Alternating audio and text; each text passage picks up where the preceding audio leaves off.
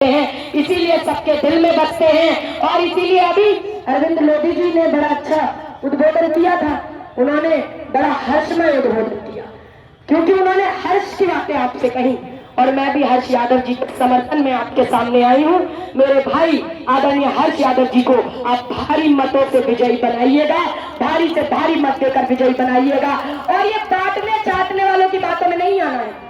मैं यही कहूंगी कि नफरतों का असर देखो, जानवरों का भी बंटवारा हो गया, गाय हिंदुओं की हो गई और बकरा मुसलमानों का प्यारा हो गया। अरे मंदिरों में हिंदू, गिरजाघरों में ईसाई, गुरुद्वारों में सिख, तो मस्जिदों में देखे मुसलमान। ये सोच कर हूँ परेशान की कहाँ मिलेंगे इंसान। ये पेड़ पौधे, ये पत्ते, ये शाखाएं परेशान हो जाए अगर परिंदे भी हिंदू और मुसलमान हो जाए। अरे सूखे मेवे भी ये देख कर हैरान हो गए, न जाने कब नारियल हिंदू और खजूर मुसलमान हो गए।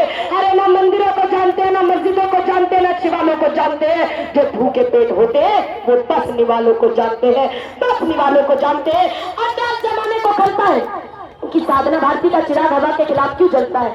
अरे मैं अमन पसंद हूँ, मेरे शहर में दंगा रहने दो, मेरी छत पे भारत का तिरंगा रहने दो।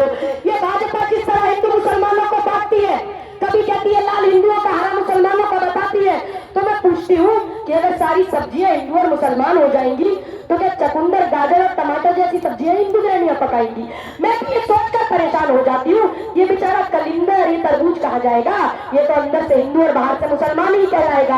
अरे संगत का असर होता है सब्जियों के साथ साथ। अगर ये पेड़ पौधे सब हिंदू मुसलमान हो जाएंगे तो क्या हरे पेड़ पौधों से ऑक्सीजन लेने हम हिंदू नहीं जाएंगे? क्या हरे पेड़ पौधों पर लगने वाले लाल फलों और फूलों को मुसलमान हाथ नहीं लगाएंगे? क्या प्रकृति द्वारा बनाए गए इस एकता के बंधन को कोई भी कट्टरपंथी तोड़ पाएंगे? अरे इन कट्टरपंथियों के काका और चाचा भी सर झुकाएंगे जब देवरी विधानसभा के लोग 17 तारीख को हाथ के पंजे के सामने वाला कदम दबाएंगे। आदरणीय हर्ष यादव जी को भारी मतों से विजयी बनाएंगे। अभी बड़ी गारंटी दे रही है भाजपा। मोदी जी जगह जगह जाकर कह रहे हैं गारंटियों की गारंटी, मोदी की गारंटी।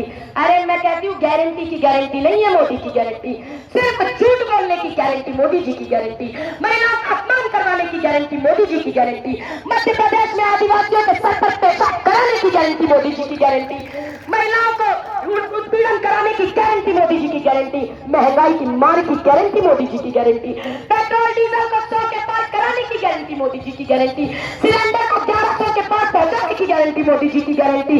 और इसीलिए उनकी ये झूठ की गारंटी देखकर अब जनता गारंटी दे रही है कि अब जनता की गारंटी कांग्रेस को लाने की गारंटी, जनता की गारंटी हाथ के साथ की गारंटी, जनता की गारंटी हर्ष यादव जी को फिर से विधायक बनाने की गारंटी। और इसीलिए अंत में यही कहूंगी, एक आश्वासन दे दीजिए, एक संकल्प ले लीजिए, इस बात का संकल्प ले लीजिए कि आप अपने वोट को बांटकर आरक्षण और जातिगत जनगणना और पिछड़ों के हितैषी के हित के जो विरोधी हैं उन लोगों को आप मजबूत करने का काम नहीं करेंगे। जाने अनजाने में भी अपना वोट नहीं बटने देंगे। एकत्रित होकर ओबीसी, एससी, एसटी, सर्व समाज के हित की लड़ाई लड़ने वाली कांग्रेस को मजबूत बनाकर इस लड़ाई में विजय पताका फहराने के लिए अगर आप खड़े हैं, अगर आप देवरी के विकास के लिए खड़े हैं, अगर आप एक बार फिर हर्ष यादव को विधायक बनाने के लिए खड़े हैं, अगर आप चाहते हैं कि एक बार फिर हर्ष यादव जी मंत्री बनकर कमलनाथ जी की मुख्यमंत्री के नेतृत्व की सरकार में रहे और आपके इस क्षेत्र का विकास करे, तो जितने भी लोग हैं दोनों हाथ खड़े करके एक संकल्प ले लीजिए। मंच पर उपस्थित सभी लोगों ने संकल्प ले लिया है। सब हाथ के पंजे के सामने वाला बटन दबाएंगे, किसी की बातों में तो नहीं आएंगे। अरे इन डराने धमकाने वालों को मुंह तोड़ जवाब देकर दिखाएंगे। तो दोनों हाथ तो आपने खड़े कर ही लिए हैं, सभी ने खड़े कर लिए हैं। और हर्ष यादव जी भी हाथ खड़े करके संकल्प दिला दीजिए, आप हमेशा इनका साथ निभाएंगे। दोनों हाथों खड़े को खड़ा करके तालियों की गड़गड़ाहट से आश्वासन आप दिला दीजिए।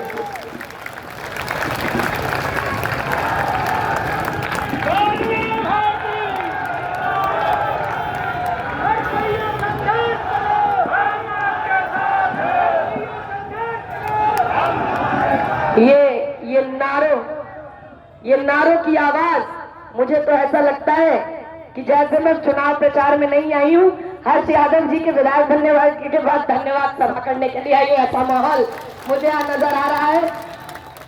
तो इस जोश को बनाए रखिए, और मुझे लगता है जीत तो हो ही गई है, अब ये देखना बाकी है कि कितने लाख वोटों से ये जीत होगी।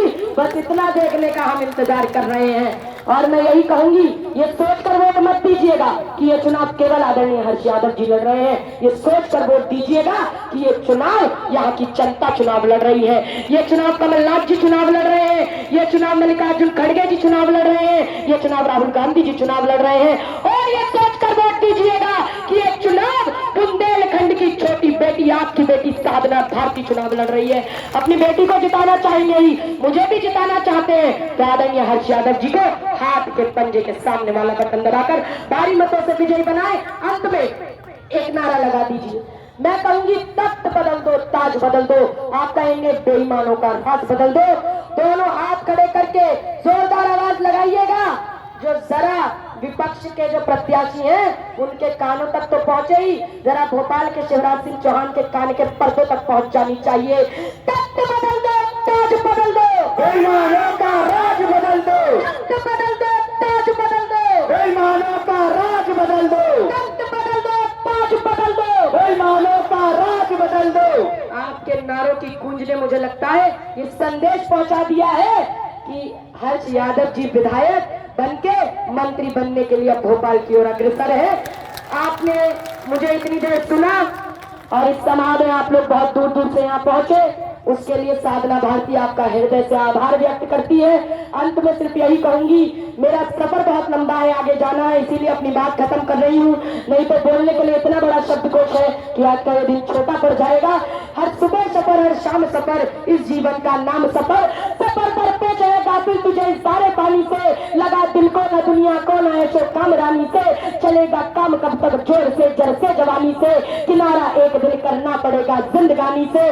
सराय दहर में मेहमा फकत तू रात भर का है, कमर बांधे हुए तैयार है आलम सफर का है, आलम सफर का है। जब हर्ष यादव जी जीतेंगे तो फिर धन्यवाद सभा में फिर आऊंगी और फिर आपका फिर यही जोश के लिए मैं तैयार रहूंगी। फिर एक बार यही जोश के साथ आप मुझे आमंत्रित कीजिएगा। और मैं हर्ष यादव जी को भी धन्यवाद करती हूँ, मंच पर उपस्थित सभी को धन्यवाद करती हूँ। जय हिंद, जय भारत।